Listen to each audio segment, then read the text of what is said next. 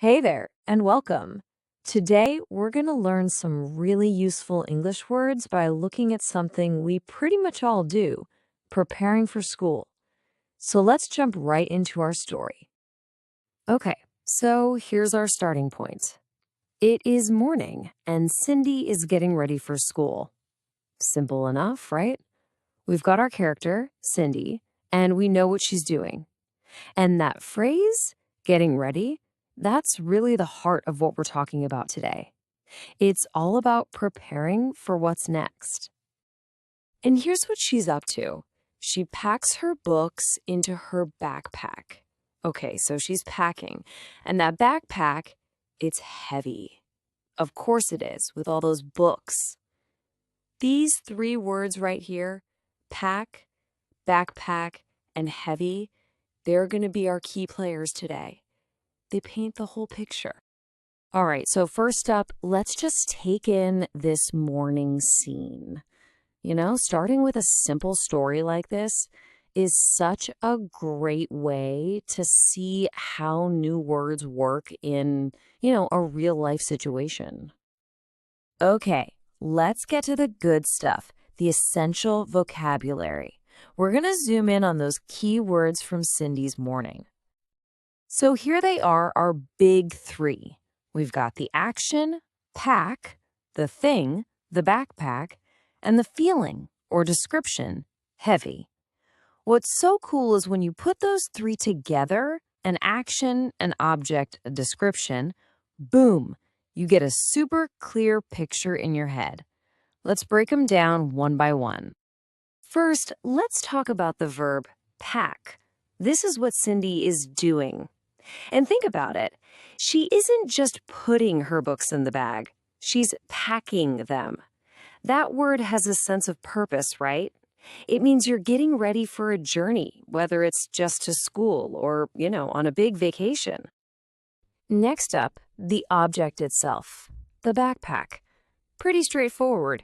It's a bag with straps that goes on your back. It's the container for all her stuff. You might also hear people call it a school bag or a book bag. They all mean pretty much the same thing. And last but not least, the adjective heavy. This word describes the backpack. It's not just a word, it's a feeling. It gives us that sensory detail. You can almost feel Cindy grunt a little as she lifts it up, right? It's not just any backpack, it's a heavy backpack. Big difference.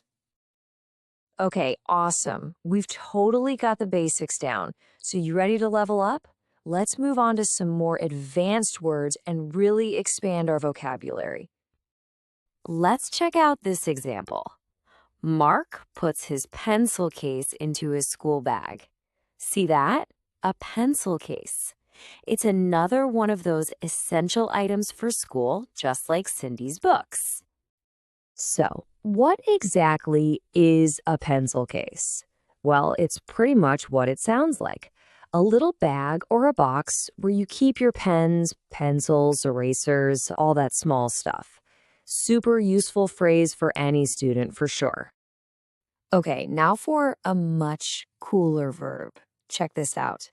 Cindy slings the backpack over her shoulder. She doesn't just put it on, she slings it. Can you see that in your mind? It's that quick, kind of casual one-shoulder motion. It adds so much personality to the action. Yep, so to sling something just means you're throwing or hanging it loosely, kind of casually. It's such a great word to use instead of a boring one like put on. It just gives you way more detail. All right, here's a verb we use constantly, carry. The example is, Ted hates to carry his book bag around. I think we can all relate to that feeling, right? Some days you just don't want to lug that thing around. So to carry is just that basic general word for holding something while you move. You can carry a backpack, you can carry your groceries, you can carry anything, really. It's one of those words you'll use all the time. Now, let's talk about what's inside the bag. A really useful phrase for this is full of.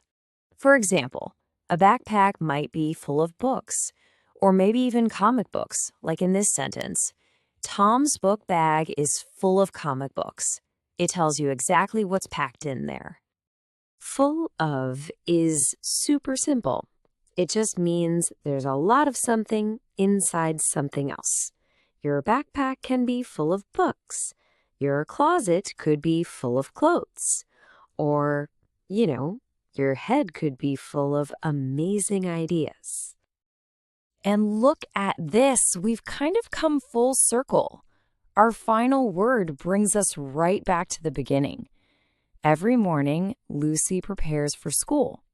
It sounds just like our first sentence about Cindy, doesn't it? And that word prepare is really the main idea for this whole topic. It just means getting yourself or something else ready for an event. You prepare for school. You prepare for a test. You prepare dinner. It's all about that act of getting ready. Okay, so we've learned all these new words. Now for the most important part, how do you actually use them? Let's talk about making this vocabulary yours. Think about it. We followed Cindy and Lucy's routines, but your morning is probably a little different, right? So what's your routine like? Because now you've got all the words you need to talk about it. You can describe how you prepare for your day, what you pack into your backpack, how you carry it, or maybe you sling it over your shoulder. You can even talk about if it's heavy because it's full of all your stuff. See, you can build a whole story. So, I want to leave you with one final question to think about. Using these new words, what's in your backpack today? Really think about it. Thanks so much for joining me.